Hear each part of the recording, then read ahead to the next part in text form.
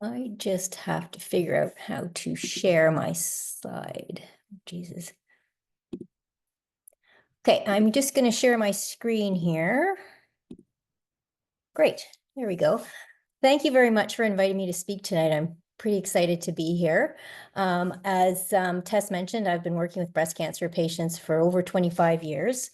So I'm going to go through some prehab things, and then I'm going to try and go through the common reasons I see people in my practice following their breast cancer surgery. So my goals or objectives for today are to provide information to help you prepare for your surgery, to assist you in maximizing the best outcome, to review common issues that may occur during or after you completed your breast cancer surgery and treatment, and provide advice and tools on how to manage them, to help you determine if you need to see a healthcare provider to assist you in overcoming some of these issues that may occur during and after breast cancer surgery and or treatment. Our goal really is to be able to get you doing all the activities you enjoy doing. So I just want to start with some prehab. So prehab is getting ready for your cancer treatment and surgery in whatever time you have before it starts. That's that pre-surgical period where effective programs and actions can be used to optimize your physical and emotional status. And research actually shows that as little as 2 weeks of preparation pre-surgery can make a difference. So when we think of prehab, we think of preparation. It will help cope better with side effects. It could possibly help you leave hospital sooner, feel more in control, and hopefully have some better long-term health. So if we look at a definition of prehab, it typically includes personalized exercises, nutrition optimization, and psychological support aimed at enhancing the patient's strength, endurance, and emotional resilience. So it typically includes exercise and improving and working on your physical status, nutrition, looking more closely at what you eat, no alcohol, no smoking, and general well-being, preparing your mind for the treatment ahead. I'm going to be mostly focusing on number 1, the exercise portion. Some people, and I wish it was standard of practice, will come in for a pre-op assessment. And generally what a pre-op assessment, which is prior to surgery, can include range of motion of your neck and shoulders before surgery, seeing if there's any prior history of problems that you might want to address. Really like to review posture and deep breathing. After you've had breast surgery and possibly reconstruction, our body is kind of healing this type of position. And that's also emphasized by pretty much all our activities. We're on our computer, we're driving, we're working at the counter, and we really want to work on posture correction, deep breathing, so that everything heals nice and open and flexible. So that's a really good time to review that. I just put 4x4x4 there. It's just a nice, simple breathing technique. This is also good for kind of calming you if you're in a MRI machine or something like that. And basically what that is you take a slow, deep breath in through your nose for a count of 4, and then you hold that for a count of 4, and then you slowly release that through your mouth for a count of 4, and you repeat that 4 times. So I like to review posture, deep breathing, and so on. So you just have a few little tools before you even have your surgery. If you're expecting to have lymph nodes removed, it's a nice idea to do circumferential measurements of your arms, just to see if you have any difference in your arms. I actually had my arms measured just for the heck of it, and my one arm is a little bit bigger than the other arm, and that's without having had any surgery. So sometimes it is nice to get some pre-op circumferential measurements, particularly if you think you're going to have lymph nodes removed and or radiated, and you might be vulnerable to getting lymphedema. I also like to review abdominal and core strengthening exercises, helping you get in and out of bed, especially if you're having a flap surgery, a tram or a DIEP flap surgery, or if you're having ovaries removed, something like that. Even if you're having one side mastectomy or double mastectomy, it's nice to go over posture and positioning, getting in and out of bed, particularly for people who may not have a lot of support at home and they're going to be on their own. It's nice to go over some ideas and ways of doing that. Sometimes it's a nice idea of just doing a grip strength. Grip strength is just a nice measurement of generally how strong you are compared to other people in your age group, and just give you a sense of where you're at and if you could improve a little bit in your strength. I also like to review this post-op booklet. I was trying to take pictures of what's inside of it, but it was not allowing me to do that. But if you've had surgery or you're going to have surgery, you may have seen this already. It's just a great little booklet put out by the Canadian Cancer Society, and it goes through most of the good exercises to do from 0 to 2 weeks post-op all the way to several months past your surgery date. So I did put the link down here. If you wanted to screenshot that, you could just pull it up on your computer and go through all the pages. But I like to go through your post-op exercises, especially those first 2 weeks. Those first 2 weeks, we really do want you to try and be careful and not to lift much beyond 90 degrees to allow your vessels and your lymphatic vessels to just heal before you're pushing it too much towards full range of motion. We're going to go through some more of that too. So post-op rehab, so this is after you've had your surgery. So I'm just going to briefly go through the different surgeries. I know you had Dr. Isaac in to speak a few months ago, so I won't spend too much time on this. But I think if you can kind of look at the different types of surgeries and see the different amount of incision and scar tissue and so on, it kind of helps you understand where some people might need more help down the road. So let's start with aesthetic flat closure.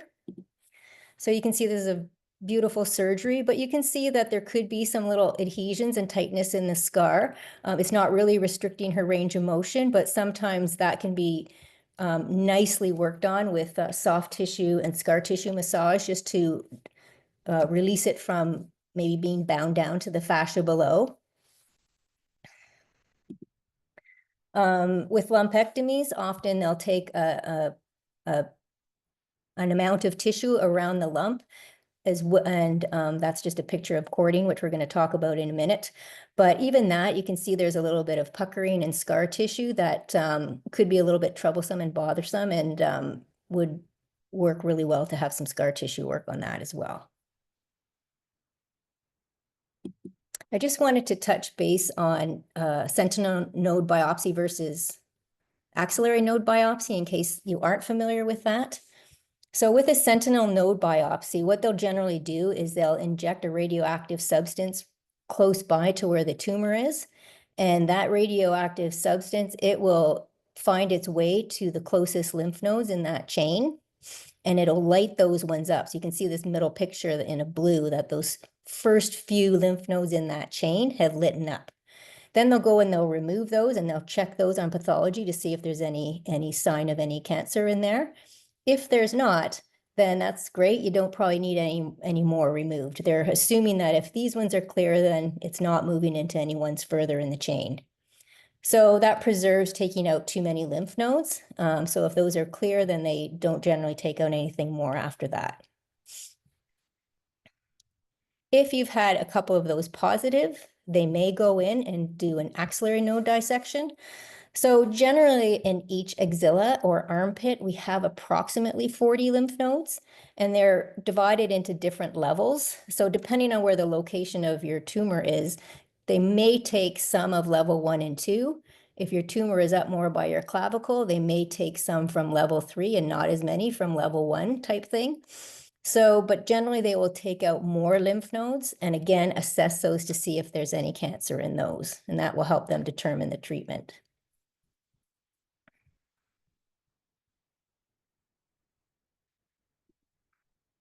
So the next type of surgery that we see a lot of is mastectomy or double mastectomy direct to expanders or implants.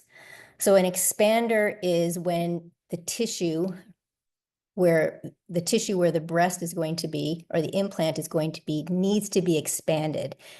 There's not enough tissue, so they generally put in what's called a little expander, and over several weeks, They can insert fluid into it that pumps it up and stretches the muscle and the tissue around it. And then once it's at the size that you're pleased with, down the road, they will remove that and put in a permanent implant. Depending on how much tissue you have, some people can go direct to a permanent implant and do not need to go through the expander stage. But now with the expanders and or implants, there's two different types of surgery they're doing. So they're doing either subpectoral, and subpectoral means the implant or the expander is below the pectoral muscle. So if you look at this top row here, you've got your big pectoral muscle, and they're putting the implant underneath that, and then they're adding this matrix, which is this synthetic tissue, and they stitch that in. That acts as a little sling to keep it in place.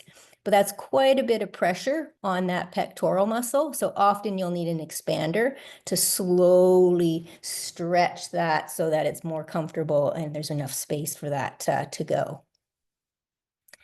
More often now, I'm seeing pre-pectoral. And again, that's a decision that generally the plastic surgeon will make along with you. And it depends on body composition and a few things. But in this case, they'll actually put the implant on top of the pectoral muscle. So recovery is usually faster because you're not having to stretch out that pectoral muscle. And they rely on a large piece of this synthetic matrix to hold that in place. So when we talk about some sort of pros and cons of them, sometimes with the subpectoral, so when it's underneath the muscle, particularly people who are super athletic and sporty, they find that if they flex their pec muscle, the implant can kind of move up and down, and they just don't like that. Other people, that happens and it just doesn't bother them, so it's really a personal preference. The thing with the pre-pectoral is when it is sitting on top and you don't have a nice muscle that's kind of adding a bit of a cushion, it can sort of show a bit more of a rippling effect of the implant itself. And also because there's not a nice muscle to have more of a smooth definition over that implant, it's almost more like a shelf kind of appearance. And often they'll have to do some fat grafting in there to make it look more natural. So there's sort of pros and cons to each, and that's a discussion with the plastic surgeon, and depending on your body composition, it can make a difference. But generally, a subpectoral is a little bit more of a longer recovery because that pectoral muscle gets stretched and can be a little bit uncomfortable, but both generally do quite well. And then the next kind of surgeries we see are the flap reconstructions. And the most common ones we see are the DEP, where they're actually taking abdominal tissue and they're preserving the vein and the artery, and they're taking that tissue and they're moving it up to form a breast. So you'll have quite a scar along your abdomen. But with the DEP, no muscle is taken. It's mostly just fatty tissue. And then, of course, you'll have an incision around where the implant is too. So again, remarkably, people do quite well. But this, if someone is having a DEP flap, it is nice to have a chance to maybe go over getting in and out of bed and so on those first couple of weeks, because you'll have not just an incision here, but you'll also have one in the abdomen. But again, remarkably, people recover quite well from those. And then the second type of flap reconstruction that I see is the latissimus dorsi flap, where they actually take a piece. This is your big lat muscle, your lats, your latissimus dorsi. It's the one that helps you pull down or hold you in place when you're kind of water skiing and things like that. They'll take just a piece of that and they'll loop it around, preserving the artery and vein, and they'll make a breast out of that as well. So again, you can have quite an incision here as well as one in the front. So I'm going to be showing a few pictures of those so you can understand a little bit of why you might need some physio after that.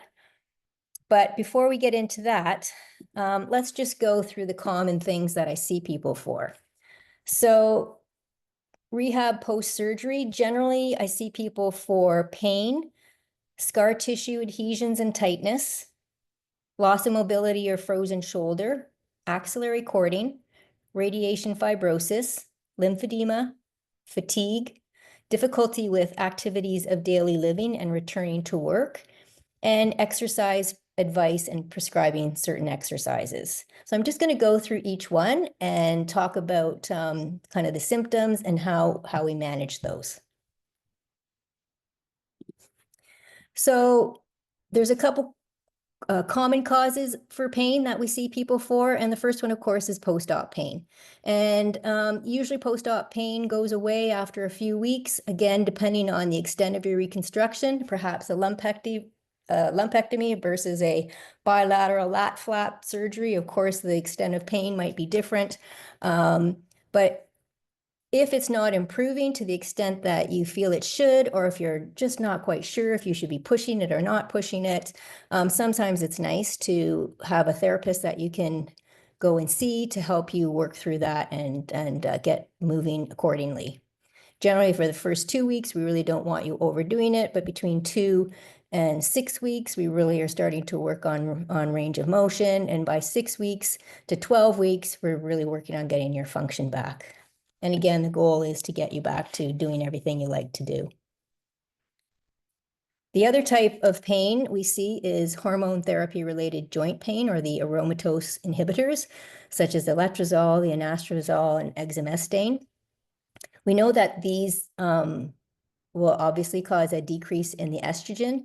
We also know now, after some great research that's come out of Duke University in the last couple of years, that our joints are full of estrogen receptors. And generally, we kind of know that women in menopause will often start to get joint pains and aches and so on. Well, it's the same thing when you've got a sudden loss of estrogen because you're on a aromatase inhibitor. All of a sudden, those joints just aren't getting the estrogen that they need, and you might develop some pain in your joints. I see things like carpal tunnel syndrome, even like trigger finger, where your finger gets kind of stuck.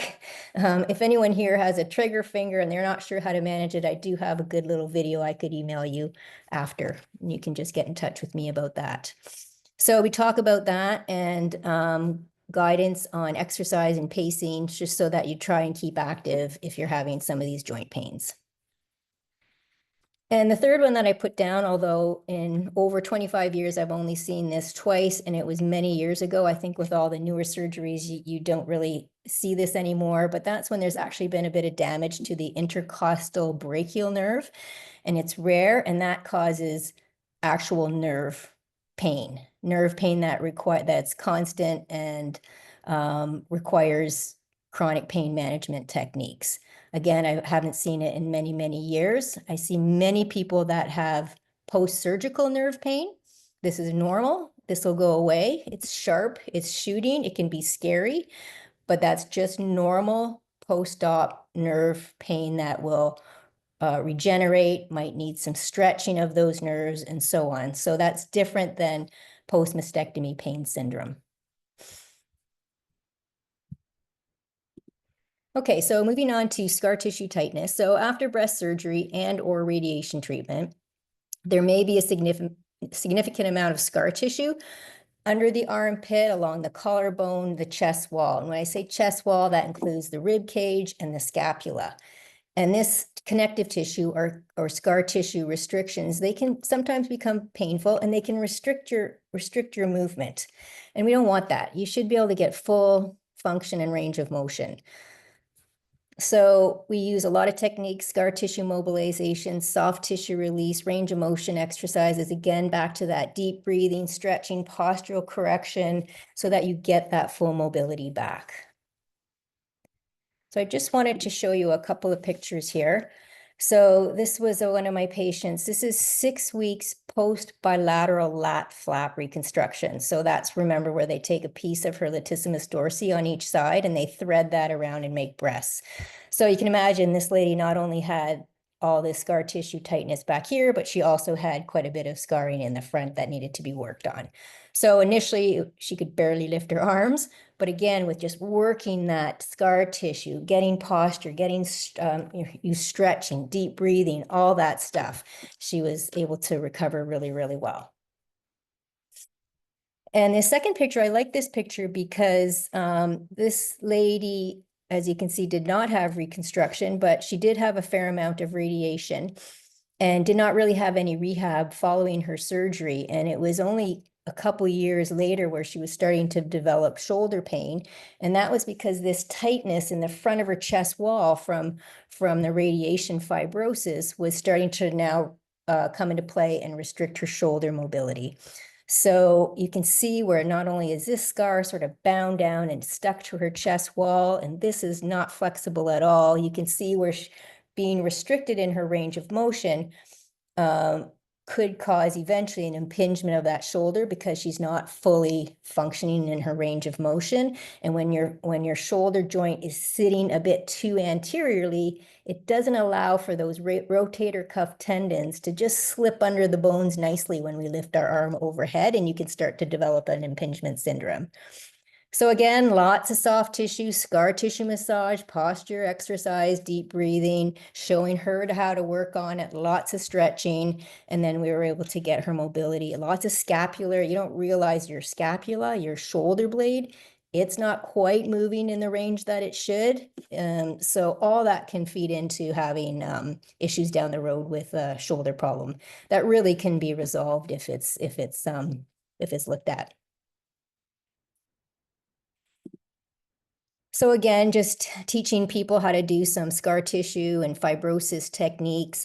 Generally, I suggest skin on skin. You don't really want lotion. You want just a little bit of that friction. You want to be at end range. You want to be in a stretched position and really working those ribs and working on that scar and getting the mobility back in that scar. Okay, so let's move on to loss of mobility and frozen shoulder. So there's loss of mobility from this tightness here that we've talked about, but then there's frozen shoulder, and that's two very different things. I had the opportunity to work at BC Cancer Agency for a year. During the pandemic, there's only one physio in the whole province, and she was on maternity leave, so I got her position for 14 months, which it was a great experience for me. But I was surprised how many women I saw that had developed a frozen shoulder.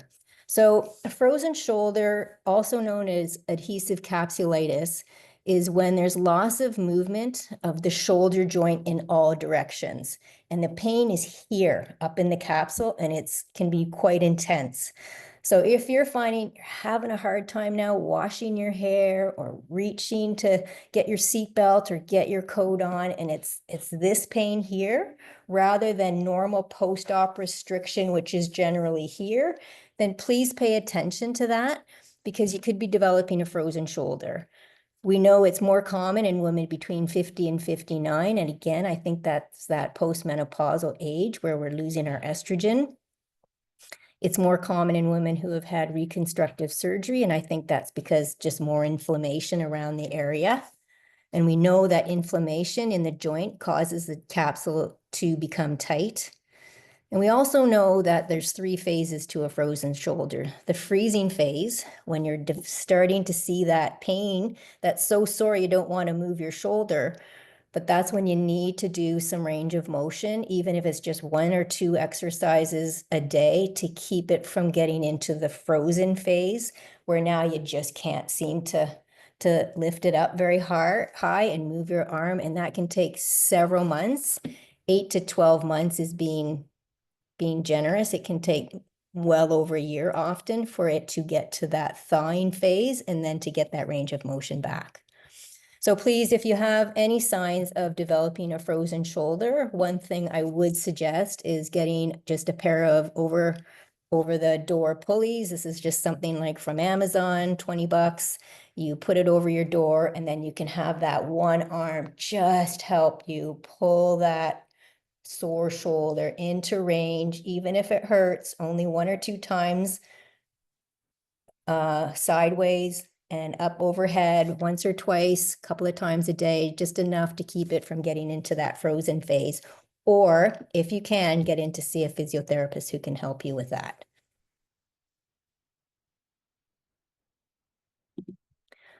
Okay, I want to get into axillary cording. So axillary cording, it may occur after a lumpectomy and mastectomy, and it usually occurs when lymph nodes are removed. Now, this is interesting. I've seen many people with cording But I had a young guy, he was about 24, and for some reason he had to have one lymph node biopsied from his armpit. He ended up being fine, whatever it was they were looking for. He could even hardly explain it. But anyways, ended up being totally healthy. But he had one lymph node removed from his armpit to be biopsied. And then a couple weeks later, he developed this crazy cord all the way down his arm. So he Googled string down my arm after a lymph node removed, and he found me. And sure enough, he had developed this cord. And once we just stretched it and released it, he was fine after that. But they're so interesting, these axillary cords. So basically, when a lymph node is removed, the lymphatic vessels that are kind of attached to that or in the area, they can become inflamed. And this inflammation can cause this spontaneous thickening because this enzyme called thrombokinase is released. And this thickening, it triggers like coagulation. So this little lymphatic vessel just becomes like engorged and thick. And it almost looks like these guitar strings, but it really can restrict your range of motion. And it usually starts within a couple weeks after surgery. So you're cruising along with your range of motion, and then you wake up the next day and all of a sudden you can hardly reach for something and you feel these cords down your arm. Well, that's probably an axillary cord, we call them. And the good news is that they can be stretched and worked out and usually don't become a big problem. But here's a couple of examples. So this is sort of a thickened scar that we really needed to work on stretching that one out, but they can go all the way down your arm to your elbow, even into your wrist, and they can be sore. So usually it's just take some gentle cord stretching, range of motion exercises, and so on to get that moving. So usually they occur 1 to 8 weeks post-surgery, but they can occur later. We tend to think too much or too little activity post-surgery or a post-op infection may be triggering factors. So I do try to remind people that I know you're sometimes excited and anxious to get back your range of motion, but really for those first 2 weeks, you do want to let things settle and not overdo it. There will be plenty of time after 2 weeks to get your range of motion back. We tend to see really thin women tend to have more of these axillary cords, although that's not necessarily true all the time. It can be well managed with proper exercises and range of motion and stretching techniques. So I'm just going to play a little video of my favorite exercise. If you wake up and you're starting to develop cords and you're not sure what to do and you don't have access to a therapist that can help you stretch them, this is just a little exercise that I like.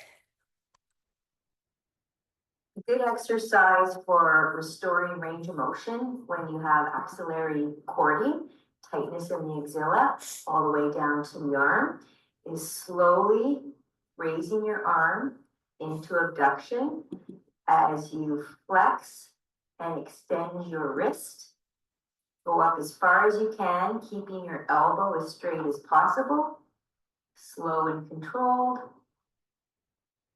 and then back down.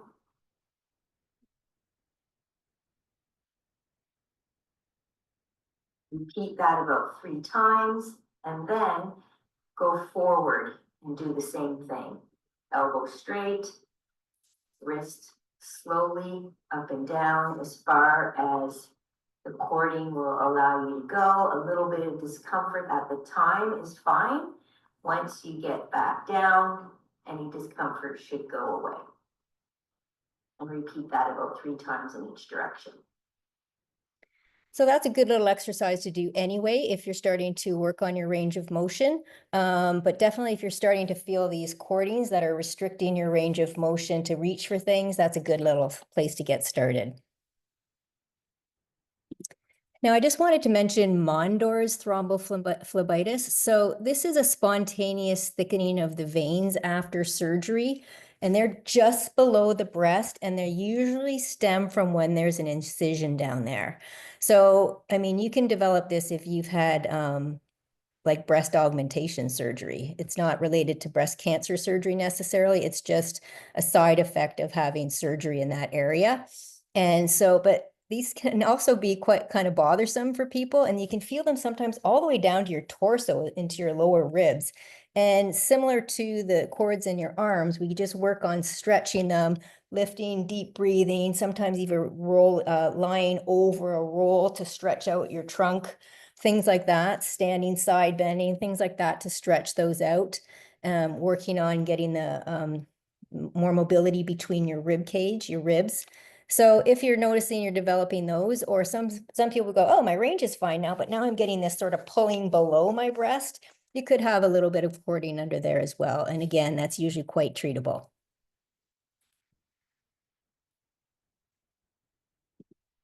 Okay, I wanted to move on to radiation fibrosis. So if you do have to have radiation, now I know hopefully there's some people that have prophylactic surgery and they can not have to have all this, but if you do have to have radiation, I just wanted to talk about the side effects of that a little bit. So radiation, it affects the cancer cells, quickly acting to destroy them, but it can also cause some tightening and stiffening to the normal cells as well. So an excess accumulation of a protein, again, called fibrin, it can cause that tissue to become a little bit fibrotic in the radiated field only. So outside of the radiated field, it's not really affected, but the area that has been radiated, sometimes it can become quite tight and fibrotic. Also, the lymphatics that sit below that fibrotic tissue can be compressed a little bit, and it can increase the risk of lymphedema. So not all people who receive radiation treatment will get the clinical signs of radiation fibrosis, but in breast cancer patients, it can cause tightness in the radiated area and an increased risk of lymphedema. It can occur weeks to months after radiation treatment is completed and may require ongoing stretching exercises to relieve that tightness. So the fibrosis is defined as a hardening or sclerosing of various tissues, and it's a reparative response to the damage in that area from the radiation. And it's influenced by the amount of radiation you've had, your radiation dose and volume, your fractionation schedule, previous or concurrent treatments, genetic susceptibility, and comorbidities such as diabetes. These can also influence rather the development of radiation fibrosis. And I'm kind of going to go back to this picture again. I would call this radiation fibrosis, where you can just see that that tissue's just not as flexible as normal. And she needs to work on getting that stretched. And this lady will have to do ongoing exercises, kind of get into a habit like brushing your teeth to include your stretching and range of motion exercises on a fairly regular basis, particularly if you spend lots of time in this position that wants to basically feed into the tightness of the area. You really do have to make a bit of an effort to kind of increase that range of motion.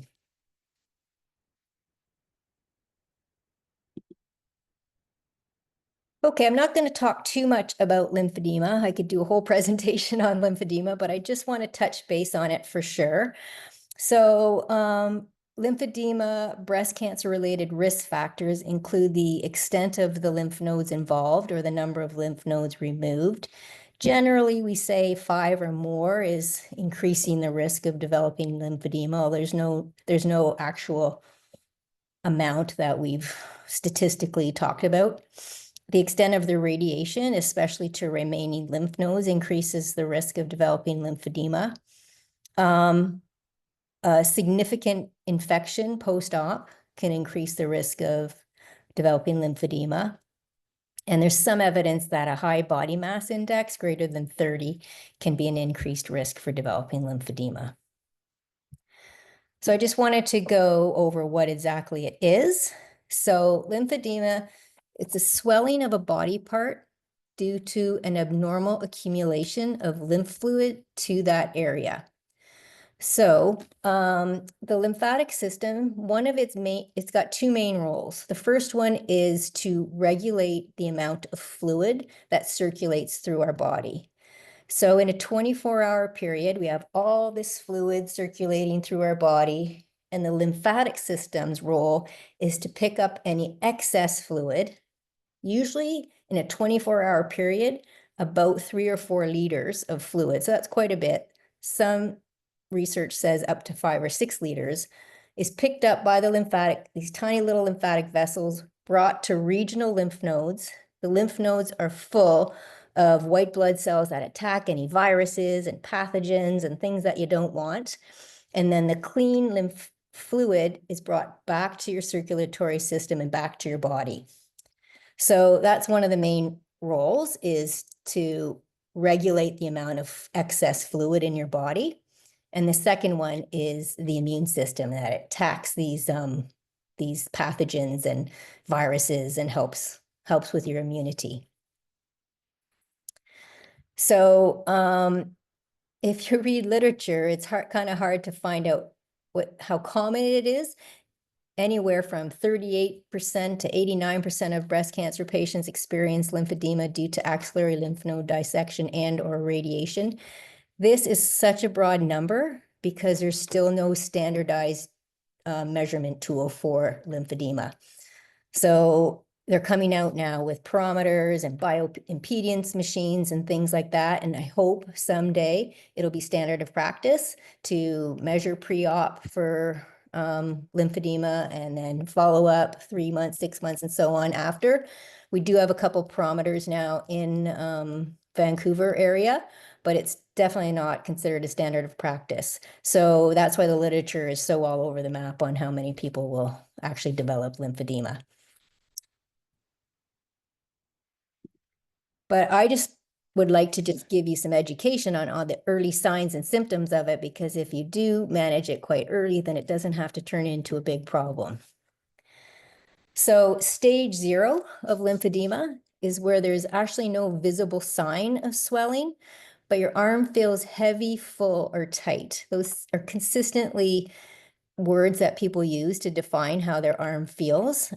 Usually it's after activities such as gardening, walking your dog, kayaking, where it just feels a bit heavy, full, tight, and then it goes away and you don't really think anything of it. That I would say is stage 0, where it's actually circulating through, but it's not going through as quickly as it should or would normally do. So it's just backing a little bit, but it's coping. Stage 1 then is when this same amount of fluid is trying to circulate through, but now it's taking a little bit longer and you're actually seeing it backing up in the limb. So I didn't think I was going to talk too much about lymphedema, but I just want you to help you understand it more. So we do have about 40 lymph nodes in our armpit, and the ones in the armpit are responsible for taking up fluid from your body, from your whole arm and your whole chest wall, front and back. So if it's picking up the fluid and drawing it to these lymph nodes where they're cleaning it and so on, but you have less lymph nodes or a bit of radiation fibrosis in there, so it can't quite get that 3 to 4 liters in a 24-hour period as effectively as it was, you can get a backup anywhere in this trunk wall. Most commonly in the arm, but you can see it in the breast. If you've had a lumpectomy and still have a breast, you can also get swelling in there. You can get it anywhere here, but generally that's what it's feeling like.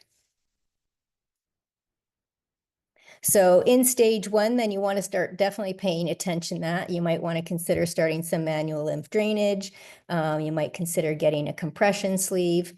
The lymphatic system is unlike the blood system in that it does not have a heart that pumps the fluid.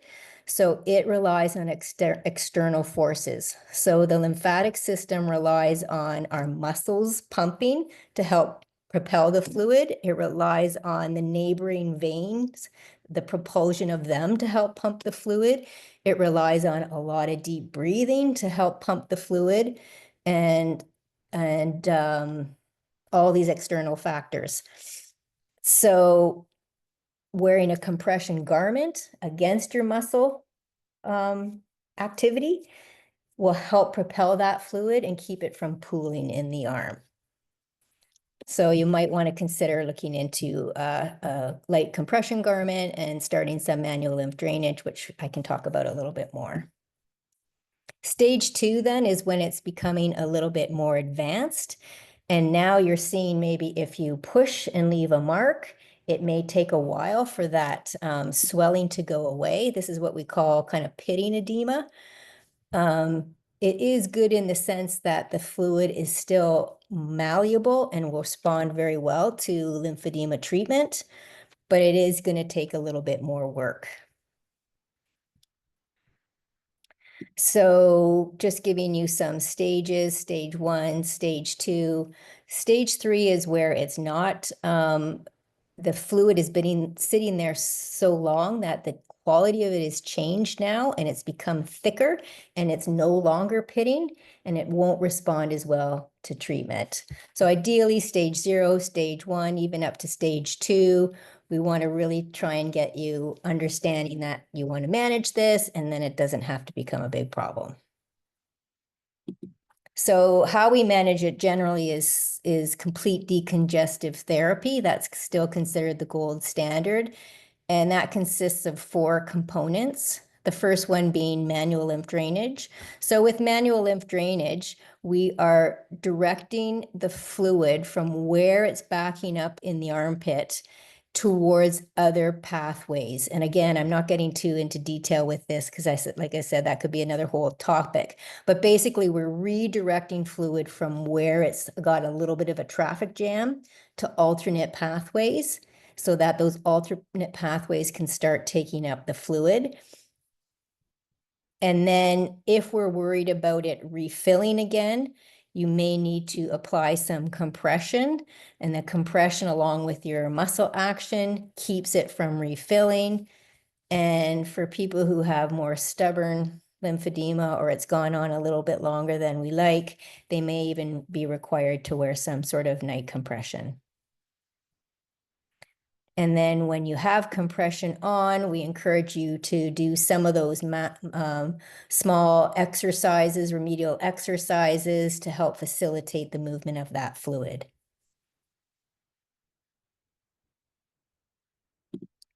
And then the last component is meticulous skin care.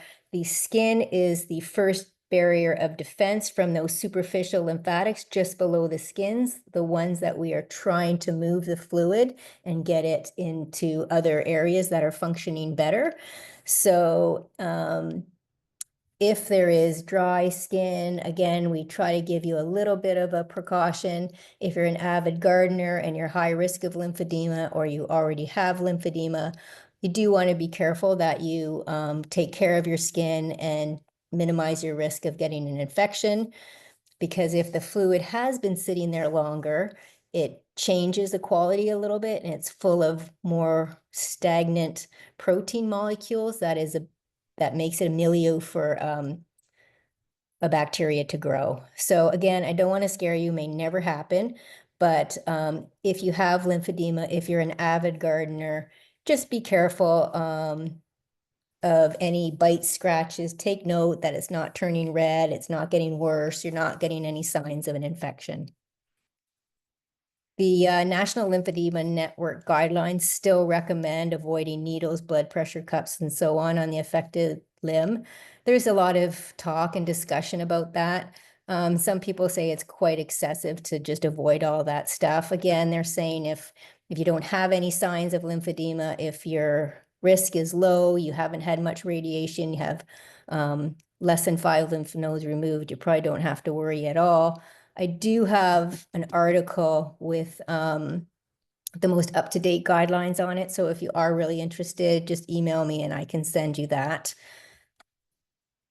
But for those who have lymphedema already or are at high risk, if you've had multiple lymph nodes removed and a lot of radiation, especially to the remaining lymph nodes, you do want to be careful.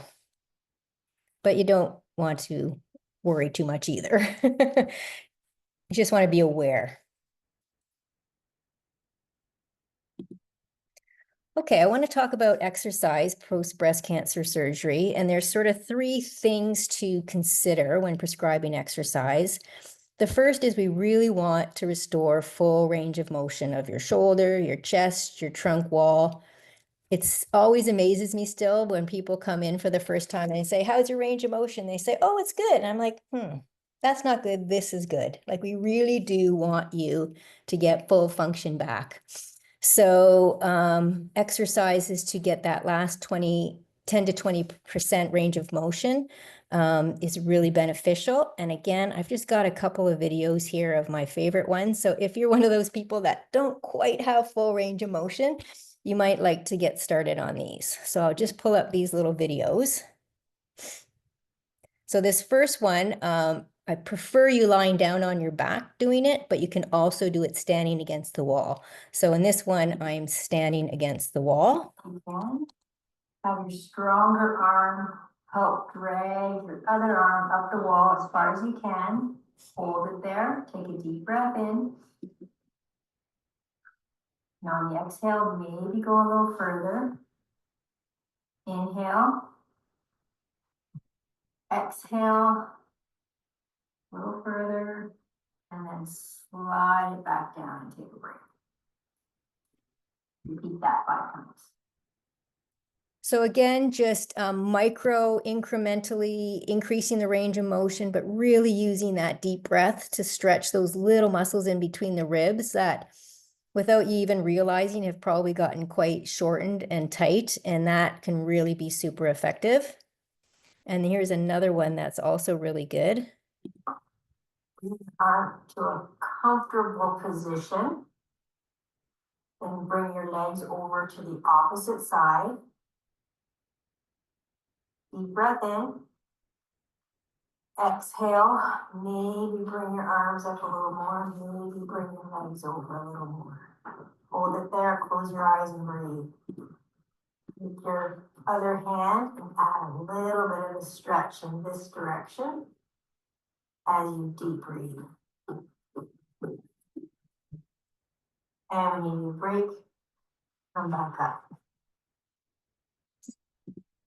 So particularly if you're well past, a couple of 3 months or so post-surgery and you're having quite a bit of tightness, you really want to try and get in there and stretch that soft tissue where it's tight while you're pulling your arm in the opposite direction to really try and get the lengthening in that area, because otherwise it just wants to stay tight, and then your scapula and shoulder blade can get tight and so on. So really try and aim for full range of motion. It should be achievable. Okay, returning to activity after treatment. There's so much overwhelming evidence now on the benefits of exercise for people going through and recovering from cancer treatment, even including a decrease in recurrence. So I really do want you to try and think about fitting exercise into your day. And often there can be a lot of barriers for that. So have a look at yourself and try and make a plan. There can be many personal factors: fatigue, motivation, fear. There can be social factors. You're back to work, you've got family, you've got aging parents, you've got all these responsibilities, and for some reason, exercise always goes out the window. Physical symptoms, you might still have some pain. You're not sure if you should be doing this. You might have neuropathy in your feet and balance issues. Physical environment, you may not even have a space to do it or a gym to go to. So really kind of think about that and figure out how you can start to incorporate exercise into your routine. And I'm going to give some ideas of where to go for that if you're really not sure where to get started. So for those who have gone through chemo and radiation and surgery and so on, you just might have low energy, and you just don't feel like it. You don't know where to get started. So especially when I was at BC Cancer Agency, I spent a lot of time talking about pacing for pain and fatigue. I mean, it's inevitable to get that spiraling where you're tired, so you rest, so you lose fitness and you lose movement. It's more tiring, and this spiral, and you lose fitness, and you just generally don't feel great. The evidence again is overwhelming that exercise can help relieve that, but you have to start by working slow and low and slow. So we see that particularly people who are recovering from chemotherapy and stuff, you might have that 3-week interval of treatment where the first couple of weeks you really don't feel great. The 3rd week you're starting to feel great, and you overdo it, and then you crash. And then generally you're recovering from your surgery and your treatment and so on, and you're like, okay, I feel good today, and you overdo it and you crash. It's so easy to do and so common. But it's really not benefiting you if you're overdoing it and then the next 2-3 days you just don't feel like doing anything. So again, there's nice evidence that just finding what's doable and manageable and building from there. So if you can take a couple of days, 3 days, figure out what's a doable walk, maybe look at how many steps you're doing, and if it's 600 steps or 2,000 steps or whatever, and then start increasing on that slowly, low and slow. And then inevitably, with consistency, you start to see an improvement in your fatigue. So all movement counts too. This is the other thing that really like to remind people of. So often it's like, well, I don't have an hour, or I don't have a half an hour, so I'm just not going to bother. All movement counts. Even 5 minutes counts. So try and take that mindset a little bit more if you can, if you're struggling to get moving and get going. So again, consistency, just trying to look at your calendar, fitting in your exercise and making that a priority. And if it's on your calendar and the day comes and your meeting ran over and you only have 20 minutes instead of your 40 minutes, 20 minutes is better than nothing, 10 minutes is better than nothing. So just try and get into that mindset a little bit, even if it's just walking down the hall or flight of stairs or whatever. You'll feel better. We still follow the American College of Sports Medicine 2019 guidelines that stresses every cancer survivor should simply avoid inactivity. This is a very busy slide, but we follow it quite closely. And basically what it's saying is there's strong evidence that cancer-related fatigue, health-related quality of life, physical function, anxiety, depression, all these improve with exercise, and they're basing that on 3 times a week of 30 minutes of aerobic exercise plus 2 times a week of strength training, aiming for 150 minutes a week of exercise in various combinations. So there's a few exercise resources. Inspire Health, most of you or many of you are probably already aware, have multiple online classes that you can join, strength and stretch, cardio and strength, and so on, yoga, stretch and strength, all these kinds of classes. So they're a good resource if you're not quite sure what to do, or if you want to follow something that you know is going to be safe. If you're really just getting started, BC Cancer Agency has 3 really great short videos. They're a little bit tricky to find. I mean, it might be better now, but basically you go to their website, bccancer.bc.ca, and you go to health info, coping with cancer, exercise support, more resources, and eventually you get to these 3 videos. One's on improving flexibility, one's on building aerobic fitness at home, and one's on building strength at home. So these are ideal for post-op if you're just starting to feel like you're ready to get back into exercise and you just don't really know where to get started. So that's a really good little idea too. If you're a real keener and really want to find out all the information you can on exercise and cancer, UBC has developed a website, .ca, which has all the updated information for people going through cancer treatment, as well as healthcare professionals on the updated research on exercise. So that's pretty much what I wanted to cover today. I hope I was within the scope of what you're trying to get out of today's session. These are pretty much common reasons I see people in practice, and there's a lot of you really, the goal really is to get you doing the activities you want to do. And if you find you're struggling with that, then it might be just a matter of trying to find the right healthcare professional to help you get there. And again, there's always virtual calls, which I know they're not as great as getting the hands-on treatment. But if you do live remote and you just don't have access to that, even just a virtual call sometimes can really help you get started on what you need to do.